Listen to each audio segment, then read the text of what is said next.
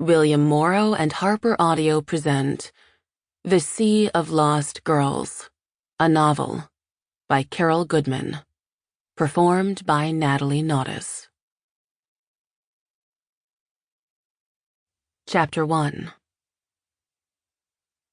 The phone wakes me, as if it were sounding an alarm inside my chest.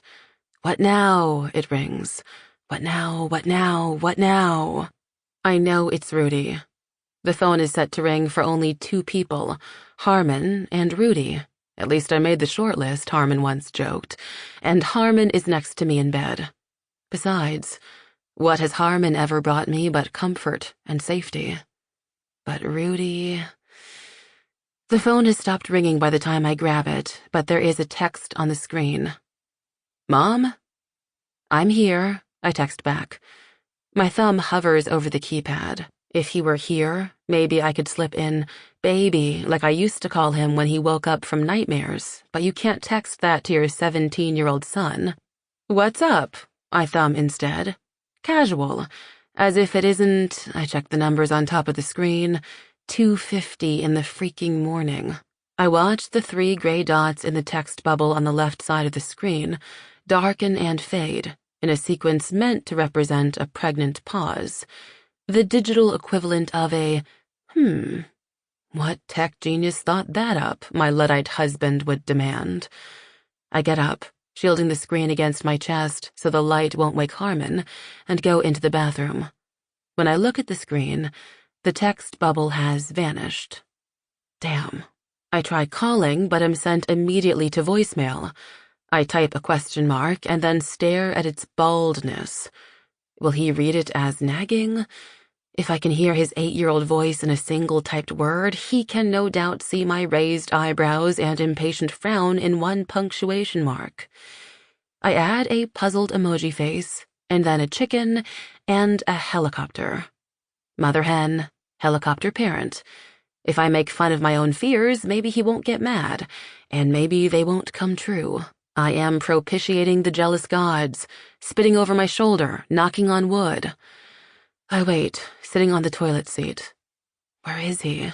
What's happened? A car accident? A drug overdose? A breakup with his girlfriend? I should be more worried about the first 2 possibilities, but it's the thought that Lila has broken up with him that squeezes my heart. She's been such a good influence this year. Lila Zeller, a sweet, vegan, straight-A student from Long Island, who likes to read and cook and hang out on our front porch, who makes eye contact with Harmon and me, unlike the goth horrors Rudy dated in 10th and 11th grades.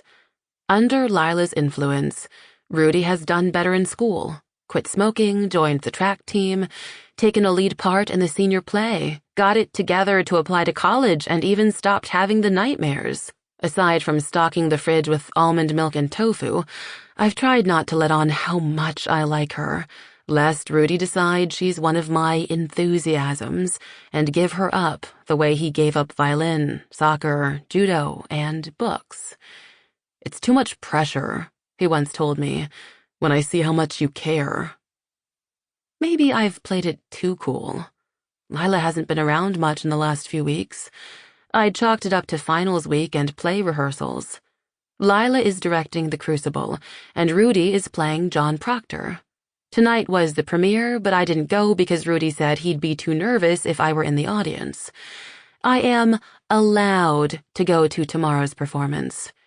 Jean Shire, Haywood's headmistress and a good friend, texted earlier to tell me that the play had gone well and that Rudy had been outstanding. She sent me a picture of Rudy smiling jubilantly.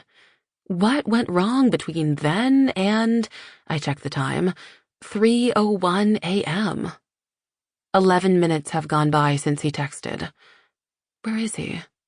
I picture him lying in a burned-out squat in Lisbon Falls or Lewiston, one of those inland towns that run like a dark afterthought to the coastal villages the tourists favor. When we landed here in this pretty harbor town with its sailboats and white clapboard houses, I thought we'd come to a place where we'd always be safe. But Rudy has always had a nose for the darkness. I do have a way of locating him, I realize. Because we're on the same phone plan, Sample complete. Ready to continue?